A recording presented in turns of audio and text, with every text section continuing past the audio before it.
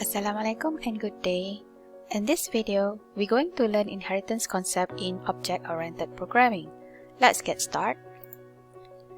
First of all, what is inheritance? Object-oriented language have feature called inheritance. Inheritance enables you to define new classes based upon an existing class. The new classes are similar to the existing class but have additional member variables and methods. This makes programming easier because you can build upon an existing class instead of starting out from scratch. Inheritance is responsible for the enormous success of modern software. Programmers are able to build upon previous work and to continuously improve and upgrade existing software. For example, graphical user interface programming is done by using inheritance with the basic graphical classes contained in a standard library. You select the basic classes you need for a particular application. Inheritance automatically gives you most of what you need. All you need to do is add the details for your application. Next, let's look at single inheritance.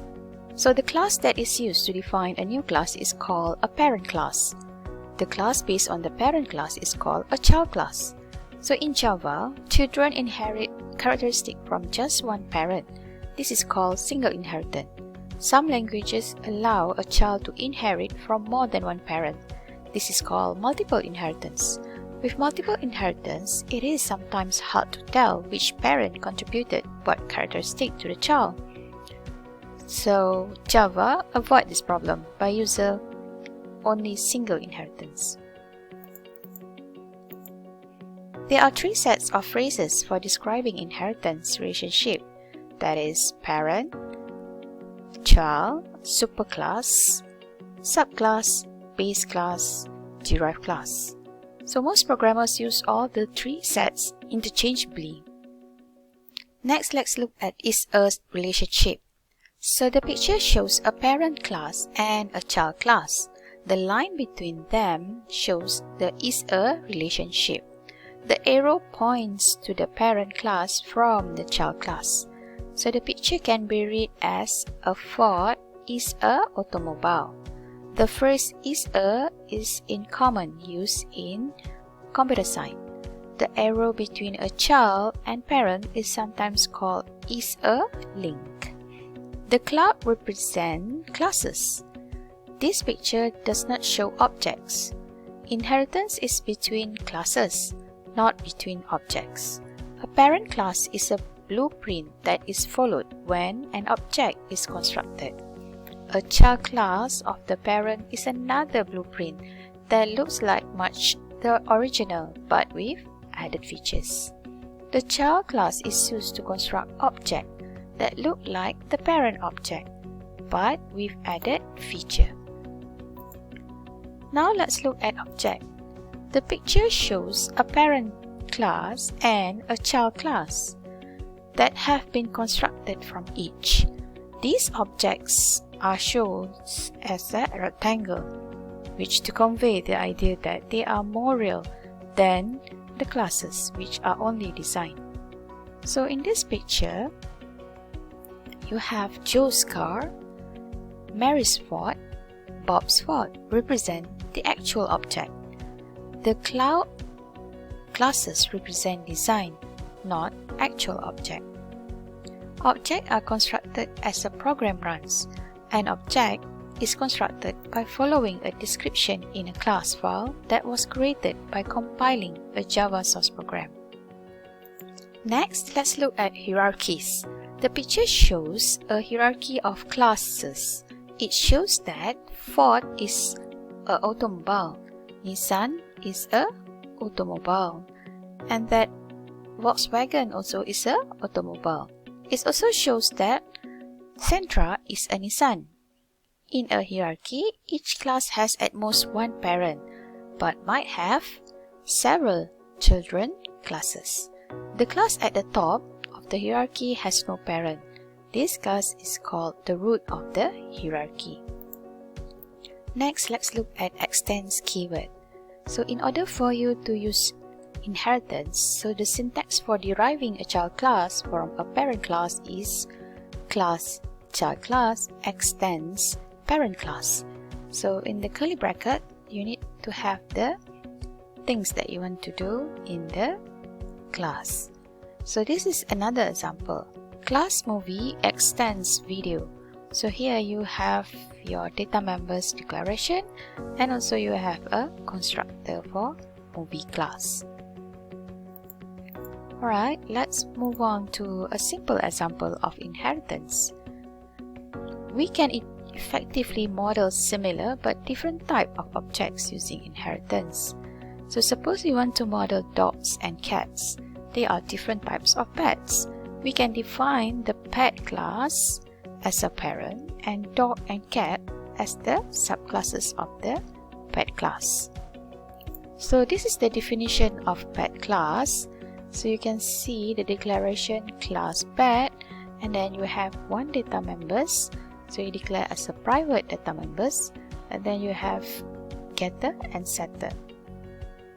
And you also have one processor method, which is speak. Next, let's look at subclasses of the pet class.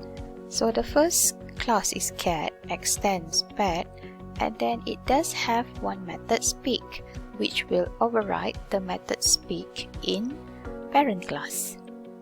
Next, let's look at class dog, extends pet, and it adds a new method fetch in the class dog.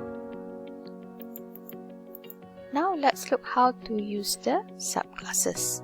So basically you need to declare object first. So I declare my dog from dog class, and then by display the results of the method, so calling the object and call the method speak, and it will have this output, I'm your cuddle little pet.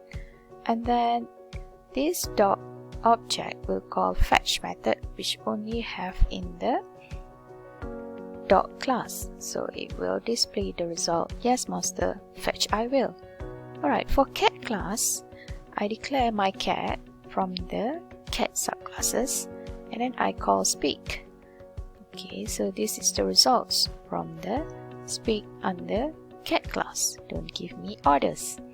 And then after that, I use the same object to call fetch. This display an error because in cat class we do not have any fetch method, and then so it will fail to find out the fetch method. Alright, let's move next to inheritance and member accessibility. Public data members and methods are accessible to everyone. Private data members and methods are accessible only to instances of the class, whereas protected data members accessible only to methods that belong to the same class or to the subclass.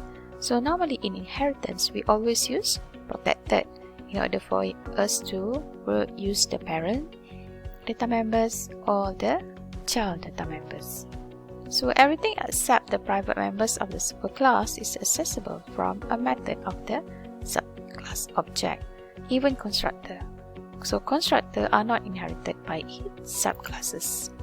So this is the visual representation of inheritance to illustrate data member accessibility. So basically you can see the public, protected, and private. So this is within a class hierarchy.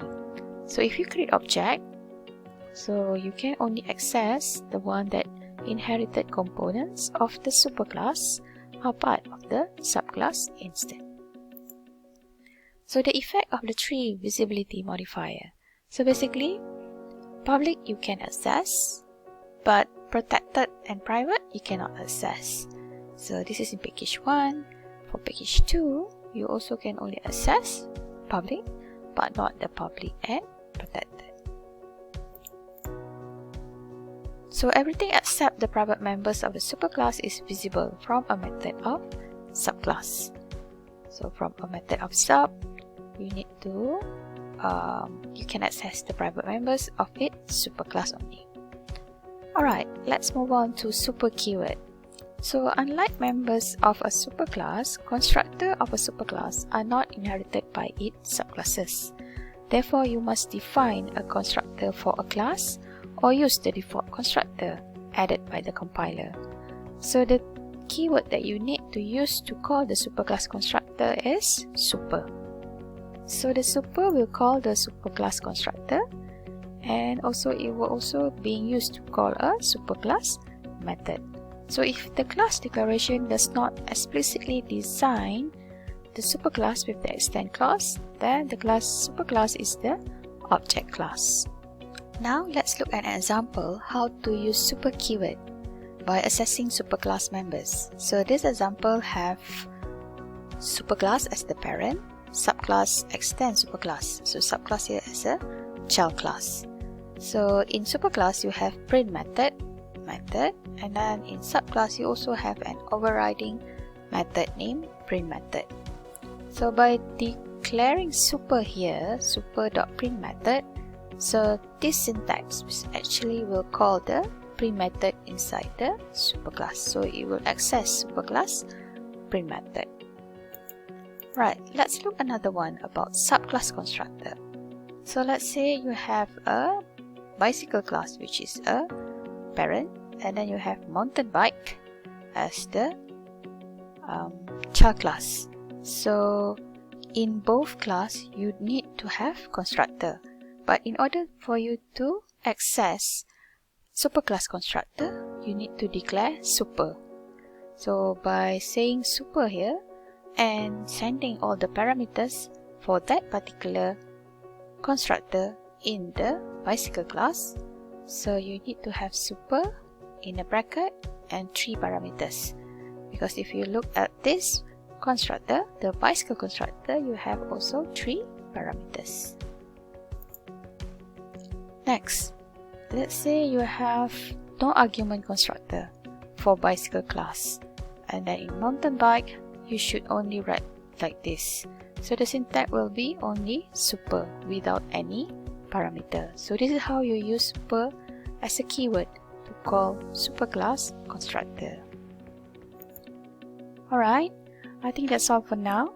Please read chapter 1 in the U Future. Thank you.